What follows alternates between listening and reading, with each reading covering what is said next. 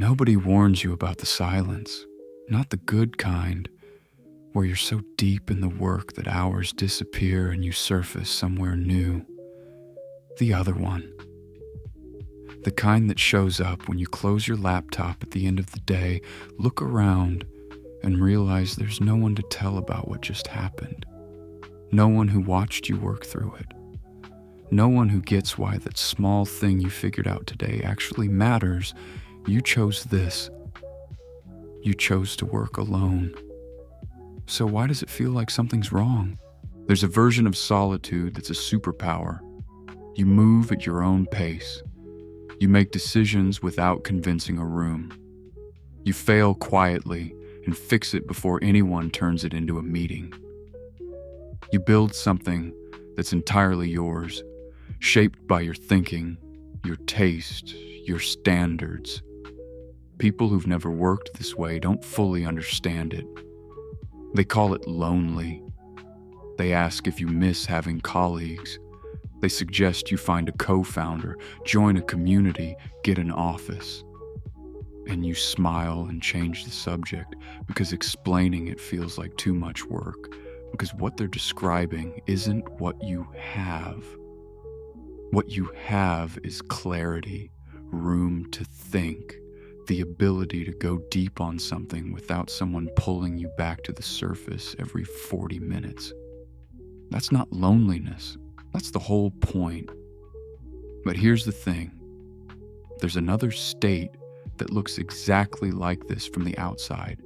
Same person, same desk, same solo work, and it's completely different on the inside. I know this because I confused the two for longer than I'd like to admit.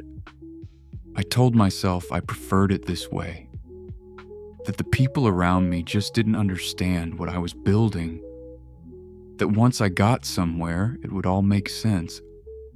The distance, the missed dinners, the conversations I'd been half present for. That's a very convenient story, because it turns isolation into sacrifice. It makes the absence of connection sound like discipline, like you're operating above the need for other people, when really you just stopped reaching out, and then stopped noticing that you'd stopped. The difference between productive solitude and isolation isn't how much time you spend working alone. It's how you feel when you stop. When solitude is a choice, stopping feels like rest, like coming back from somewhere real. When it's become a condition, stopping feels like something rushing in to fill the space, and you realize you weren't just working. You were using the work to not be still with what was outside of it. Every map leaves things out. It shows the roads, the mountains, the distances between places. What it doesn't show is what happened along the way. The people who appeared at the right moment. The conversation that changed the direction. The someone who looked at your half-finished work and said, "I've been through that territory too." When you build in isolation, you fill the map with routes and destinations, but you erase the people from the journey.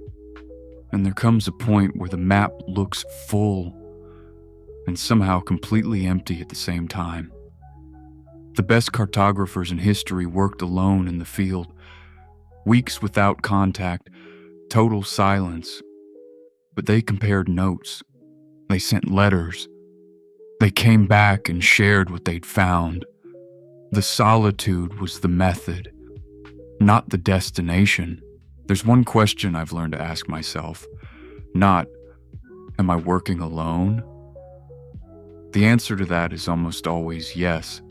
The question is, when something important happens in my work, a small win, a hard problem, an idea that shifts everything, is there anyone I actually want to tell? It doesn't have to be many people. It can be one. If the answer is yes, even if you don't always tell them, even if they don't understand every detail, you're working alone. You have roots outside the work.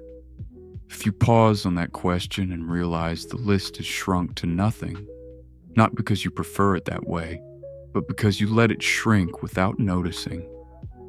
That's worth paying attention to. That's the clearest signal I know that the silence stopped being a choice and became a default. Building something from scratch is one of the most solitary things you can do. It can also be one of the most connecting, if you let it. Not networking, not community as a growth strategy. Something simpler and harder than that. Letting a few people into the territory while the map is still half drawn. Before you have the answers, before you know if it's going to work, you don't need an audience for this. You don't need a mentor or a mastermind group or a co-founder. You need one or two people who care enough to ask how it's going and who you actually want to answer honestly.